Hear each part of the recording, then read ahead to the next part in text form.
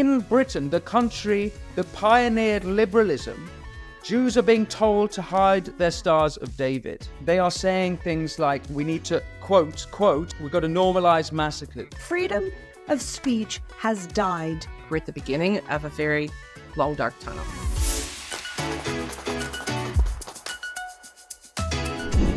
Welcome back, everyone, to our new episode of The Quad. And here I am in the studio with my friend, political moderator and commentator, Ashira Solomon, and all the way from Tel Aviv, Vivian Berkovich, former ambassador of Canada to Israel and has her own podcast, State of Tel Aviv, and Emily Schrader, human rights activist and journalist. So, ladies, yet another week in this crazy reality that we have here in Israel at the moment, where we are making headway with a war that we didn't start, with a war that we didn't want, and yet everybody's protesting and trying to kind of push us back so that we roll over and lose a war, so that we don't get our hostages back. Still difficult to understand where everybody's standing. But we've also had, and we've also seen in the last few weeks, Israel protests. And before we go on to global protests, and I think this is something that we need to talk about because it does confuse people. What are the protests in Israel about? What is the nature of the protests? Are they anti-war protests? I want to unpack with you ladies what the protests in Israel are actually about. And I think we know, or at least those of us who live here, that there's many different types of protests. People are not protesting about the same thing. People are protesting about different things. So, Shira, let me start with you. As somebody who recently immigrated here, and Mazel Tov, you are just now officially, hopefully, an Israeli. Not officially yet. All right, we'll get given there. To the bureaucracy here. Yes. But it's coming. You're in the weeds of Israeli bureaucracy. Best of luck, honey. Thank you. When you, from somebody who's come from America, and you see what goes on there in terms of protests, and of course you have a lot to say about BLM protests. What do you think when you see the protests here in Israel? What do they mean to you? Okay, so let me tell you. First and foremost, I live next door to the president's residency. Oh God! So for this whole past year, I've been seeing every protest Mosei Shabbat. And I was Saturday night. Yes. And I'm thinking to myself, wow, Israelis protest a lot. They love to protest, yeah. And it dawned on me, here in Israel, they don't have a republic like in the United States. So in the U.S., I don't protest much because I can just go complain to my representative and then threaten that, I'm not going to vote for you next year or the next 2 years and you'll be out. Here, my understanding is that protest here, it really matters because this is how the people voice what they want and they have power in protest. Whereas in America, if you protest, it doesn't really shift the government. That's actually a very interesting insight that I've never thought about, Ashira, because what you're saying, and this is something I complain about all the time, that in Israel, there's no regional accountability or representation. You don't have your senator. Yes. You don't have your congressman or woman. Yes. And so protest is the way that you can mobilize your representatives who are countrywide representatives and not specific representatives. I've never thought about it. That's a really interesting insight. Emily, what do you think? I actually never thought about that either. That is very interesting and very true. It's something that, as another fellow American Israeli, I never thought about that before. And I've complained about the system here quite a bit to that because there is no accountability. And you have so many different groups, so many different ethnicities. You have Druze who are only, 150,000. You have Arab Christians, you have Arab Muslims, and they don't have representation or accountability for their representatives. I mean, the Arab leaders are some of the worst in the country. They don't represent of the Arab public. They don't seem to be accountable to their constituency. Exactly. Yeah. In regards to the protests, I've been following, obviously, over the last year, the protests prior to October 7th, and now the ones that started again. And I think it reflects an accurate lack of trust in the government now, whether it's coalition or opposition, and people are very unhappy with what happened. And I'm with them on that front.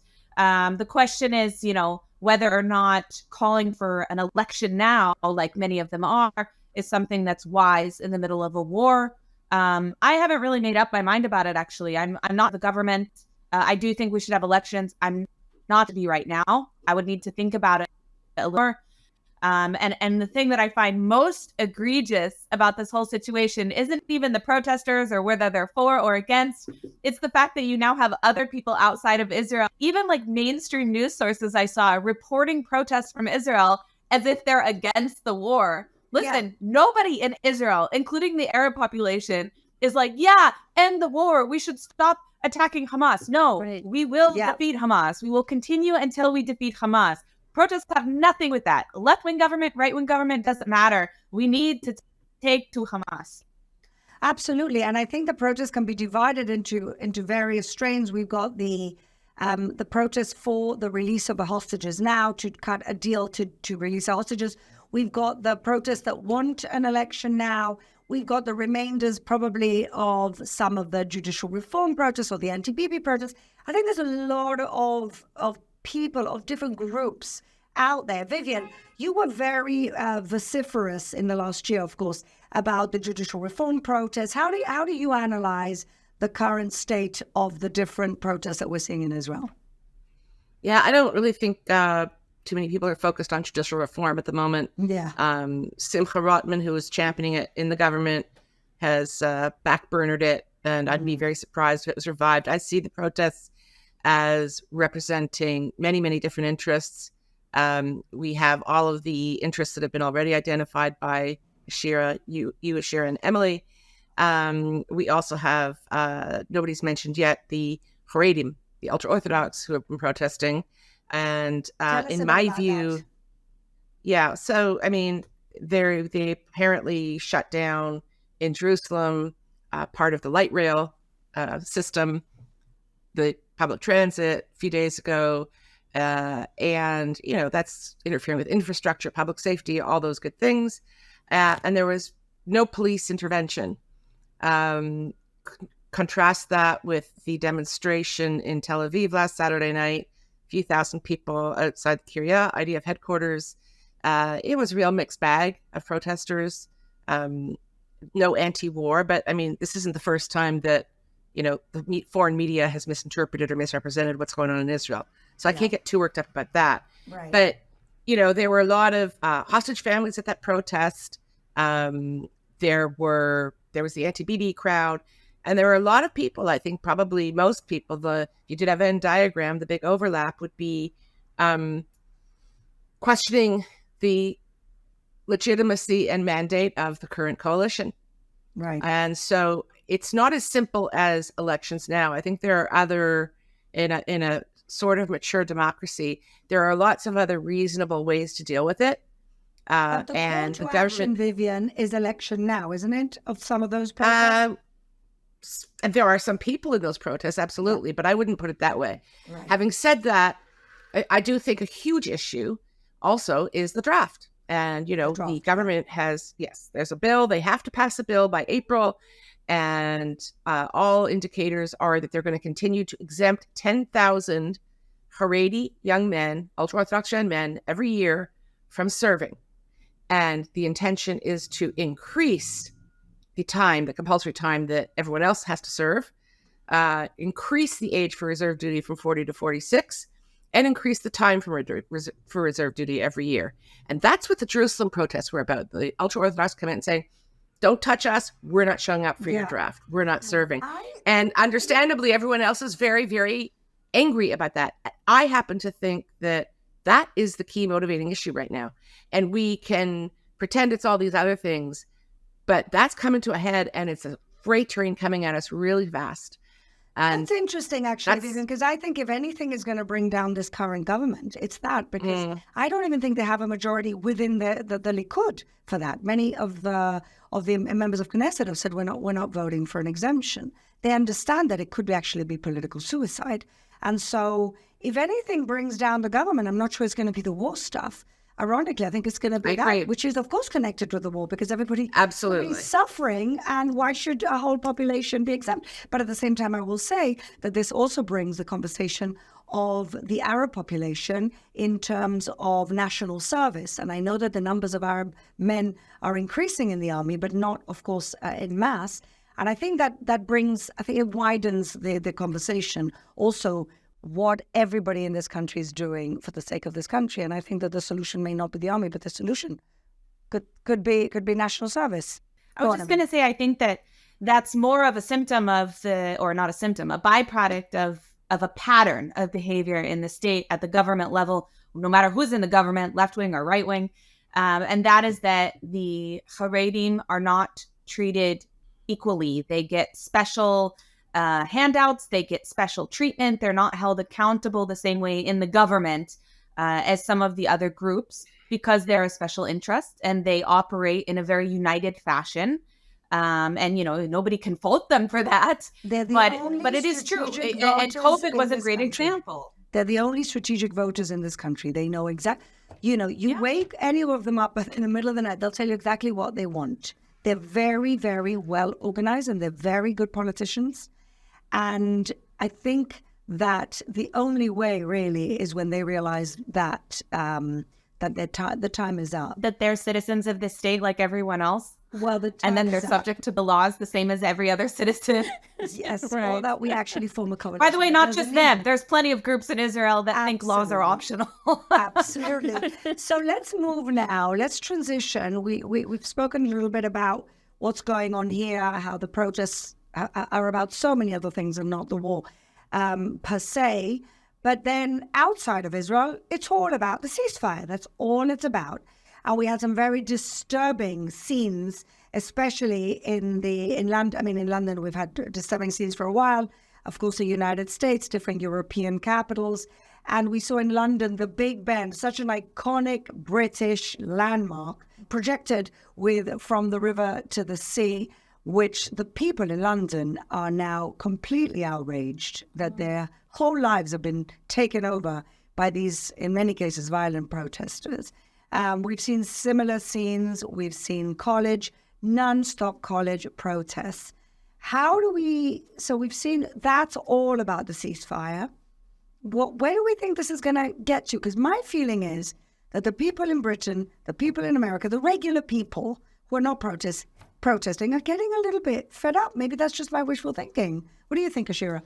I don't know if they're getting fed up. I hope that they are. That's not what I'm seeing in terms of, what we're seeing on campus in the They're US. not getting fed up on campus. I'm looking at UC Berkeley in my home state of California. There was a girl who was grabbed by the neck and shoved down. They were protesting that these Jewish students were just having a private meeting. They brought in a IDF soldier to speak. He wasn't able to speak. They banging on the door, breaking glass. I mean, it's completely violent. Right now, I'm feeling heartbroken for our students because you can't go to school. They can't go to. It's like, unbearable. It's almost to the point where they're waiting for someone to just be killed or to brutally be hurt and killed for them to maybe say, "Hey, we're gonna stop these protests on campuses." Some guy was already killed. Yeah, right at the beginning. That's true. Poor older man. Yeah, in LA. You're right. In LA. So I'm like, how far are you guys gonna allow this to go? Yeah. So they put out their statements. The chancellor put out the statements at UC Berkeley, but putting out a statement is not it's enough. Nothing. It doesn't protect people. Vivian, what do you think? What's going on in Canada these days? Canada's it's a mess and overlooked often because America's America and Big Ben's Big Ben. But I'll be doing in our closing segment a bit about Canada. I think it's possibly Toronto, which has a Jewish population of 250,000 people, is one of the worst places for Jewish people to be at the moment.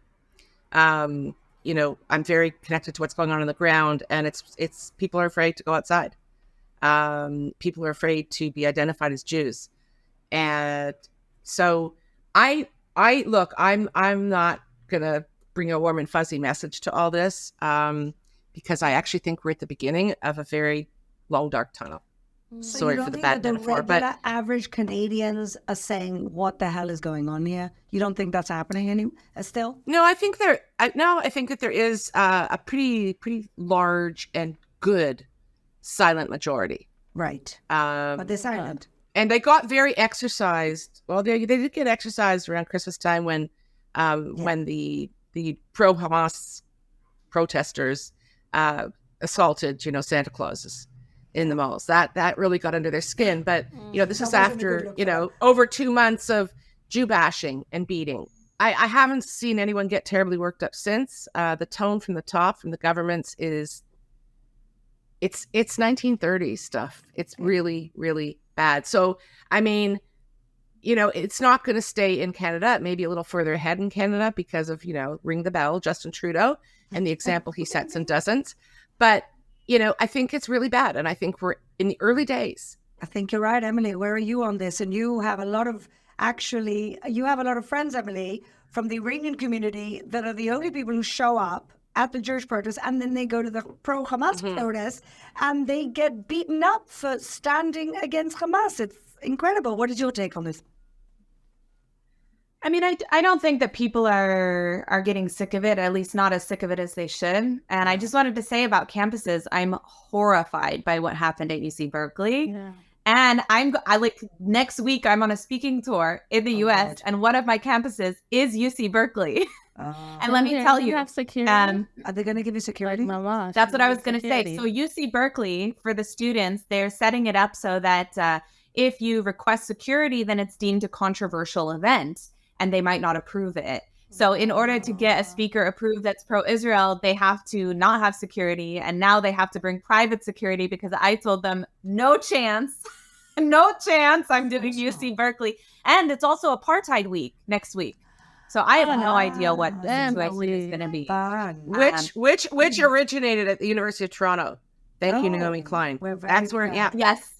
Yeah. So the Canadians are responsible. Blame Canada, blame Canada.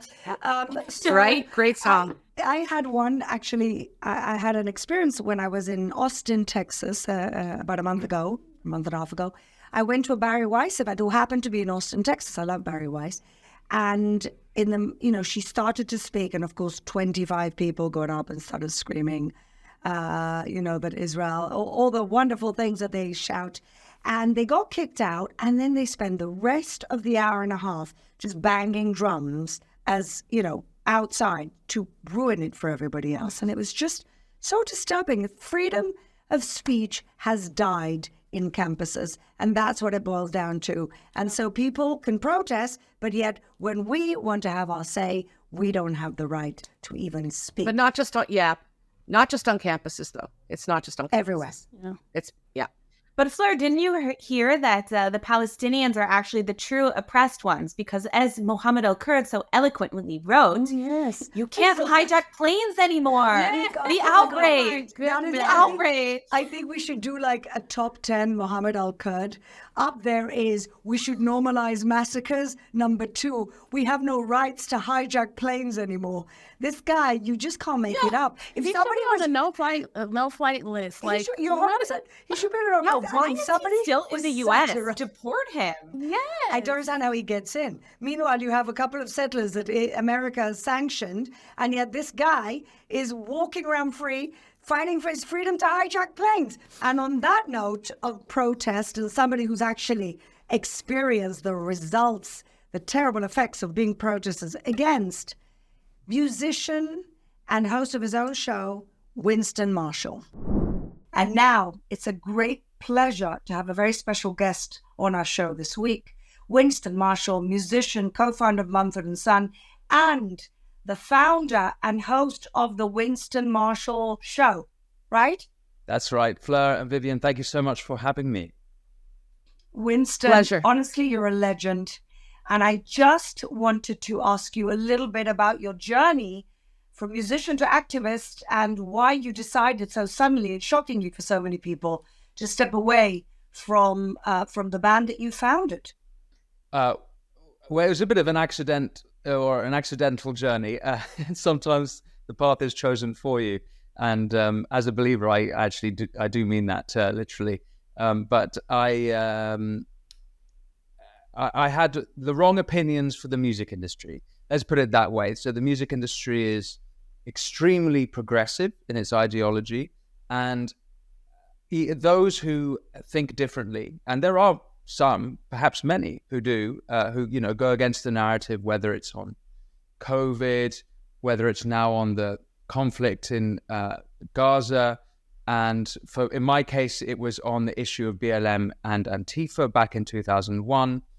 If you go against the narrative, you're in danger of being ostracized. And so that's where I found myself. And then that took me on a journey where, having sort of spoken out, I thought, well, now that I have spoken out, and one of the big feedbacks I have had from those in the music industries who happen to share opinions with me and across wider society is that they can't speak, that there's a self-censorship that's taken over, and there are certain issues, certain taboo topics, certain politically correct or incorrect topics to breach. And so I feel now that I have breached them, now that my head is above the parapet, I have a responsibility to speak what I think or what I see as the truth, even if I end up being proved wrong later. I'm happy to be proved wrong, but I think now more than ever, we need people speaking the truth. And so I see that as my responsibility.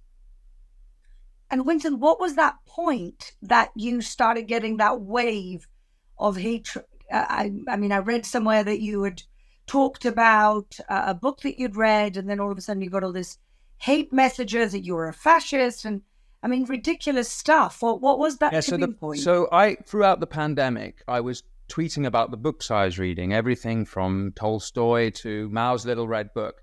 I note Mao's Little Red Book didn't provoke the masses, even though it's a book that inspired the killings of tens of millions, say 60 million people. But that's fine. But the book in question that ended up being the equivalent of poking a hornet's nest was a book called Unmasked by a conservative American journalist named Andy Ngo, and it documented the BLM riots of 2020 and the activities of various splinter Antifa cells across the United States. So in the great protests of 2020, 19 people were killed in the first 14 days of the, if you remember, the famous Chiron on CNN, mostly peaceful protests. This book documents what actually happened in those protests, the looting and the damage done in the name of Black lives, but actually the damage done to Black lives. So, but at the time, very taboo. Now, 3 years later, we've seen what the Black Lives Movement organization, they've been exposed. The $90 or so million that they raised was spent on a rather tidy property portfolio, as well as various irrelevant to Black issues, trans charities, all of which your listeners can discover if they find that online. I will note, and this is relevant, I think, to our conversation, BLM. Now, after the October 7th massacre, you will remember, your listeners, of course, will know about the BLM faction in Chicago posting online a silhouette of a paraglider on their Instagram. And this connection between BLM and, I guess you would say a sort of Hamas sympathetic worldview, that was evident 3 years ago. In fact, in 2021, there were BLM pro-Palestine marches in London. All of this stuff was completely clear from the beginning, but of course BLM was supported en masse and no one really cared to look. I'd already read all the literature and Patrice Khan colors, and I'd gone pretty deep before 2020, and so I had a pretty good understanding what this movement was about, or at least I thought I had a pretty good understanding. So anyway, this is a long story short. Then after that incident, I moved to The Spectator, which is actually the world's oldest political magazine. It's about 200 years old, and started a podcast show there.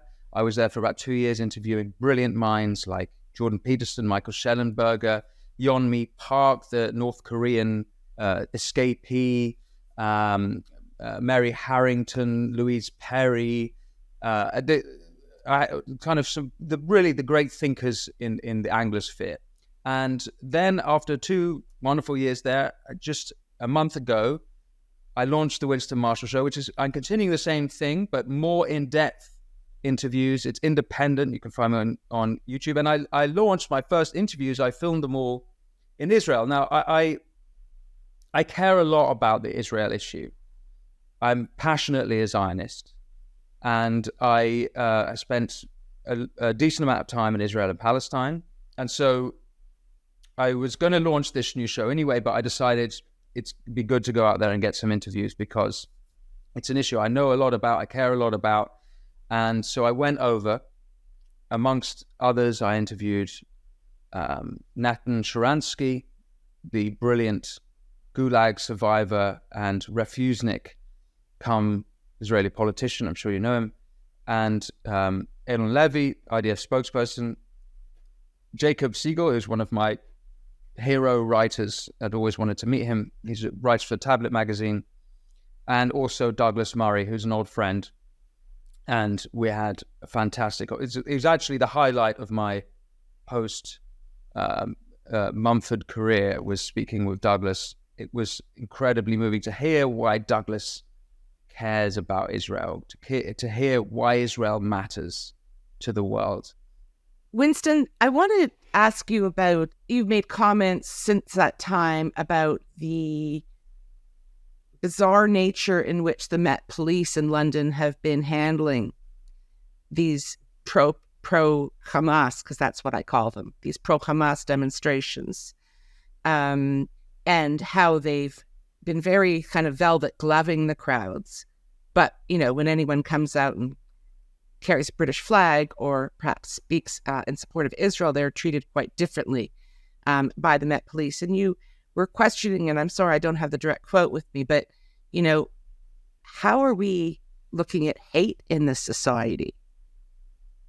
Why do we only apply or enforce our laws against spreading hate against certain groups and not against others? Yeah, that's an excellent question, and there's a couple of things to unpack there before addressing hate directly. So we have got the police are in Britain.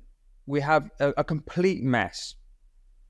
On the one hand, over the last 2 years, they've been arresting people for tweeting that men can't be women, and actually there was a man after October 7th who posted a video in East London showing all the Palestine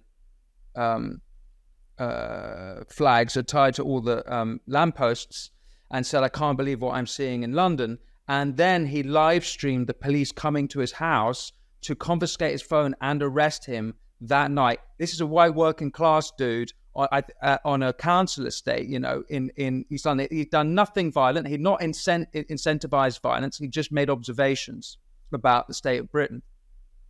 So on the one hand, the police are taking down all these people. And on the other hand, you go to these marches and they are saying things like, we need to, quote, we've got to normalize massacres. That was Mohammed Al-Kurd from my very own city over here. Here's another example. This happened in Scotland about a week ago. There was a pro-Palestine march and they were flying the flags through this centre, I think Glasgow. And a man was live streaming on the side of the street, he had a big beard, and he didn't say a thing. He was side of the street and he had a Magen David hanging down. And he was live streaming. He didn't say anything to the protesters. He actually, I think, at moments was smiling. He wasn't like being controversial. A police officer comes up to him on the live stream and asks him to hide his Magen David because he doesn't want to excite or escalate tension with the crowd. In Britain, the country that pioneered liberalism, Jews are being told to hide their Stars of David. Why? So we don't offend people. Not the same people. The same people who have zero sensitivity towards everybody else, let's be honest. Quite. The rise in anti-Semitism, which to me the Gaza war is an excuse for people who always hated us to come out and legitimize their feelings against Jews. But where does this end? Do you think it gets worse before it gets better? It's always going to be bad for Jews. It's the hatred as old as time. It doesn't mean it's not worth fighting against this hatred. I think that Britain is a very, very precarious position, and a lot of my Jewish friends are making plans to leave, and a lot are going to Israel, and a lot are going to America. In Britain last year, we had 700,000 net immigrants. and it's essentially a free-for-all. And the people who are coming in do not share British liberal values. That's right. And there's a lot of anti-Semitism coming in. I would say that where there's hope is that the working classes of Britain have saved this country time and time again, and the working class reaction to October 7th, and I've heard this from several people, was bang out of order. And they see it. And they see what's going on in London. They see what's happening every weekend, and they don't like it.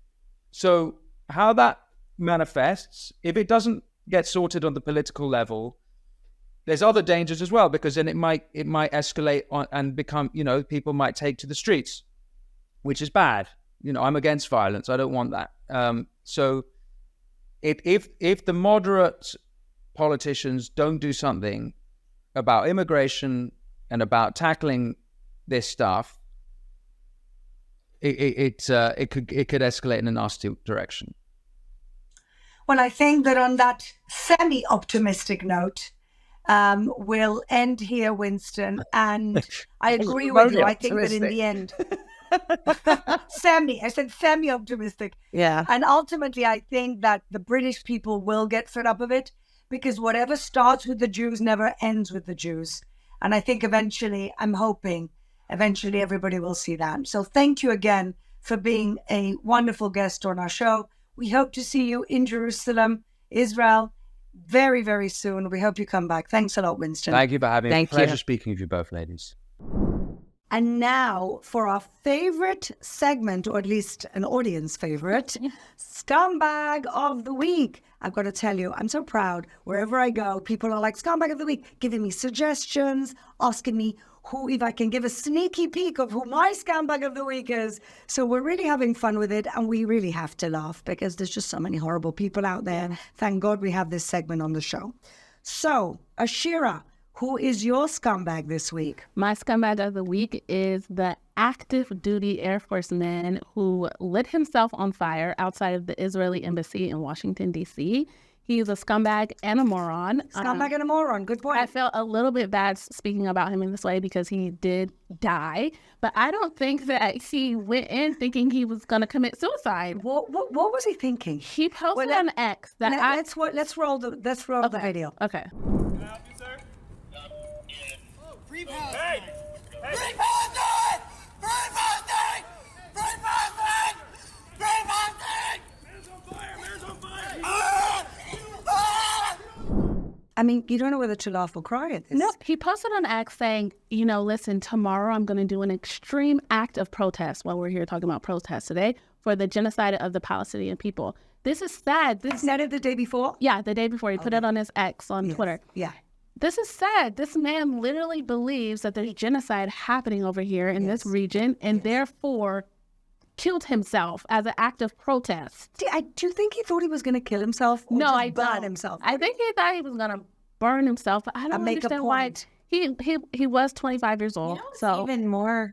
What's even more disturbing about this whole incident is that a lot of the Free Palestine activists, especially on social media, are like praising this as if this was some like act of heroism, and it's sick. Yeah, and I find these type of Americans to be so hypocritical. Like, you didn't think to light yourself on fire when Obama was like drone striking all those people and killing innocent people, but now all of a sudden you think that we're committing genocide over here and now you need to light yourself on fire. It's like, okay. So he's your scumbag of the week. Yep. A very worthy one indeed. Yep. Emily, enlighten us. Who's your scumbag this week? My scumbag this week is a woman named Laura Alam from Melbourne, Australia, who kidnapped...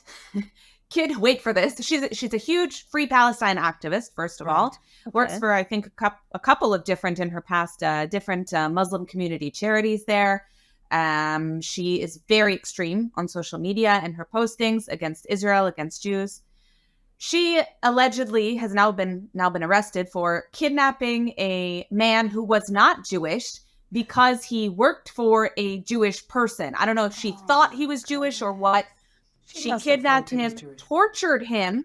What? Tortured him, and then released him. I think it was a number of hours later with injuries so severe that he had to be hospitalized. No. And now she has finally been arrested for these crimes. But I think this is just a reflection of the level of incitement and what its impact is on the Jewish community, and apparently not the Jewish community as well. I mean, we're in a very, very dangerous place. And Australia has had a lot of problems. Yes. I mean, they were one of the places where people were chanting "gas the Jews." Exactly. Like the anti-Semitism has exploded 700%, 700% since October 7th.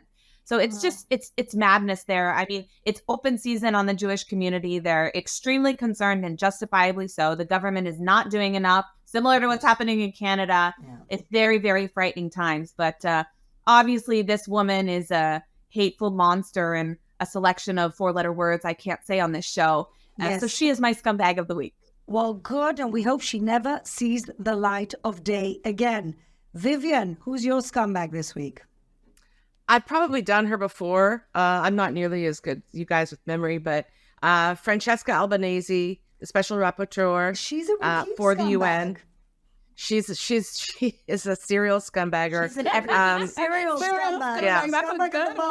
Scumbag of the month. All right. What did she do this week? Because we know what she did last week. It's related to what she did last week when she issues a statement on basically condemning the IDF soldiers for basically going to sexual. Exactly. Yeah. Yes. Exactly. I was just kind of like, how am I going to put this? But yeah, widespread rape, sexual crimes, all kinds of humiliation and abuse and torture. And what that has, first of all, there's no evidence. Okay. And even Guterres, it's a total lie. It's a total fabrication. But what I'm seeing now is a lot of stuff in the pro-Hamas media, places like Middle East Eye, publishing, like yesterday they had this big scoop, and it was a woman going on and on and on with these vague, unsubstantiated allegations, not just about how she was tortured and humiliated by the IDF, female IDF soldiers. And this is clearly a direct effort to justify what Hamas has been doing to our female soldiers who are in captivity. It's just horrifying. And it's like this Australia thing. I didn't even hear about that. There's so much bad stuff. It's out of control, and no one seems to care. Well, maybe nobody seems to understand what this really means, and that's that it's about Jews and not Israel, and we're just going through that wave that and they're next. Sisters. Yes, and exactly. So my scumbag this week is, I like to pick the Hollywood people, right? My scumbag this week is Susan Sarandon. Susan Sarandon, a couple of months ago, came out and said at one of these pro-Hamas protests that she hopes the Jews get a taste of their own medicine. She said something in that vein. And as a result of that being so blatantly anti-Semitic, thank God her agency fired her. So the people who represent her fired her. So now this woman is without a job. She lost all her movie deals that she had in the next year or so. And so she's got a lot of time on her hands. And so she's spending this time showing up in different Congress people's office with a bunch of morons who need a bath, singing ridiculous things about freeing Gaza. Oh, that's circle. Free Gaza now. Yes. So we have to play it. We have. Please play it. Ceasefire now. Ceasefire now. Ceasefire now. Ceasefire now. Ceasefire now. Ceasefire now. Let Gaza live. Let Gaza live. Let Gaza live. Let Gaza live. If this weren't so ridiculously moronic, it's actually very funny. And I love the fact that Michael Rappaport did like a little satire of it. Please play it. Free Palestine. Free Palestine. From fucking Hamas. From fucking Hamas. Free Palestine. Free Palestine. From fucking Hamas. From fucking Hamas. Zionism is dope. Zionism is dope. You don't know shit. You don't know shit. Pick up a fucking map. Pick up a fucking map. Maybe a fucking book. And maybe a fucking book. And so Michael is kind of like our ongoing hero. But essentially, lady, nobody is interested in what you have to say. You are past it, you are bored, and pick a cause that will actually help people. My scumbag of the week, Susan Sarandon. Okay, and to end our wonderful new episode for this week, let's end on a positive note. Our heroes, let's start with you, Vivian. Who's your hero this week? My hero is a woman named Leora Shemesh. She's a criminal lawyer in Toronto, and she has season's tickets to the Raptors basketball team. She went on the weekend with her partner, and her partner was wearing a hostage sweatshirt, and they were thrown out of the stadium. What? He was told by security. Gets better. They were told that either he has to remove his sweatshirt or leave, because he was making a political statement. They left, and there's been a lot of activity and pushback against the owner of the Raptors, the owner of, or he's a huge controlling share, I think, of the stadium, also owns the Toronto Maple Leafs, and owns a huge sporting company that's very active in Canada and the US. And he also happens to be a very high-profile Jewish billionaire philanthropist in Toronto. And his supporters have been quietly trying to shut this down, because the protests led by Leora and others are building steam, and there's lots more to come. And Leora is saying she's brought a lawsuit against his company. She's, I believe, going to be taking other legal action. And it's a remarkable group of people in their 30s, 40s, and 50s, and they're just not going to be shut down. So this is like a real kind of within the community kind of thing, but broader. And I just think that she's like a woman of valor and bravery to stand up. Yeah, because she's really standing up to the man. Good for her. We're with you. Yeah. We're behind you. And go, Leora. Maybe we can get her on the show soon. Absolutely. Absolutely. Emily, who's your hero this week? Well, speaking of not a woman, but a man of valor, Hillel Neuer, who I think probably all of you could make hero of the week. But he has just been on the warpath against UNRWA, providing all kinds of information and evidence. And he's been doing it for years, to his credit. But now we're starting to see traction. And just this last week, he launched a petition against UNRWA to present in the United Nations, got over, I think, 125,000 signatures last I checked on this petition. Wow. He is pushing hard for a replacement organization or even some external aid organization to take over the duties of UNRWA and to shut it down. Finally, I mean, this organization has been aiding and abetting terrorism for years. They've been perpetuating the conflict since it started after 1948. And so I just think that the work that Hillel has done and is doing is really unmatched. I mean, there's no one who has had as much of an impact on the United Nations, in the United Nations, and about the United Nations than Hillel Neuer. So he is my hero of the week. Totally agree. And he had a summit, actually, in this last week in Geneva, where he brought a humanitarian aid experts to, he's not just like, we talk a lot on our show about people complaining. He's actually also bringing the solution, which is very interesting. So he's not just saying these people are bad. He's saying, you know what? There are alternatives. These are the alternatives. Let's discuss alternatives.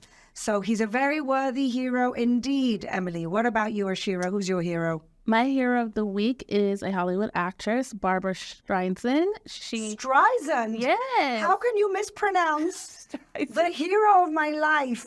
Barbara Streisand. Babs. How over you go? Don't show her this. Barbara Streisand. Streisand. So she was at the SAG Awards, and she won the Lifetime Achievement Award. And she really had a call to humanity. She reminded everyone in the audience that this industry was built by Jews. And she also said, we all want peace. She didn't say anything explicit like that was like very pro-Israel, but she really was trying to call to humanity, pull on people's heartstrings and remind them that we live in a region where there's different religions and they all want peace and we want peace and we care about the families of the people who live next door to us. And so I like she was calling out prejudice. Yes, she was calling out that prejudice. Those guys who set up Hollywood, we can maybe show a clip, Yeah. were men and women who were escaping persecution in Europe, and they came to America for a better life. And unfortunately, that prejudice still exists today. Yeah. So I think you're right. She was very kind of sensitive about it, but she was very clearly against. You knew where she was We going. knew where she was coming from. Yeah. And I can't help but think back to the people who built this industry. Ironically, they were also escaping their own troubles. Men like Shmuel Gelbfish, who changed his name to Samuel Goldwyn, Eliezer Meir, who became Louis B. Mayer, and the four Wansel brothers, who became Warner Brothers. They were all fleeing the prejudice they faced in Eastern Europe simply because of their religion. And they were dreamers too, like all of us here tonight.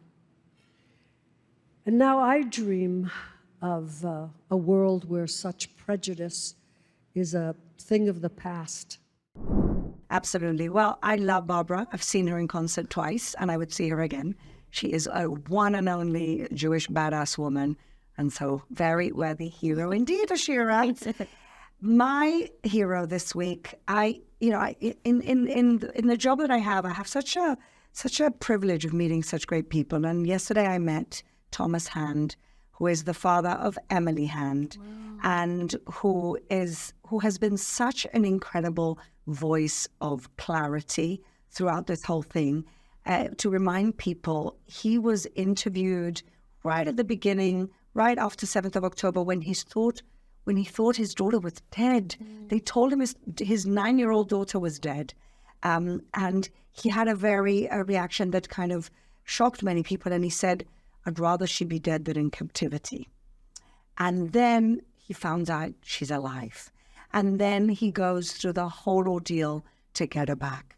And then he gets her back, and he gets back a very traumatized little girl who can't even speak at a normal volume. She's speaking in whispers because that's what she happened to go through in captivity. And this is a man who lost his wife, Emily's mother, when Emily was a little girl, and then he lost his partner in all of this. And he's a very emotional man. So he gets interviewed on TV. He cries. He's just so real. So I went up to him yesterday at this conference and I said, we're so grateful to you for speaking out, and how's Emily doing? And he's just so genuine, down to earth, so loves this country, somebody who immigrated to this country. And so it was really wonderful to meet him and get to talk to him and talk about different things and just see that he's a real person. And he's such a softy dad who all he wants to do is help his daughter get better, heal, and get to a normal life. So Thomas Hand is my hero of the week. We take our hats off to all those real heroes to come back and advocate for their fellow captives to be released. And we pray every week that by next week's episode, they will all be home. Thank you very much.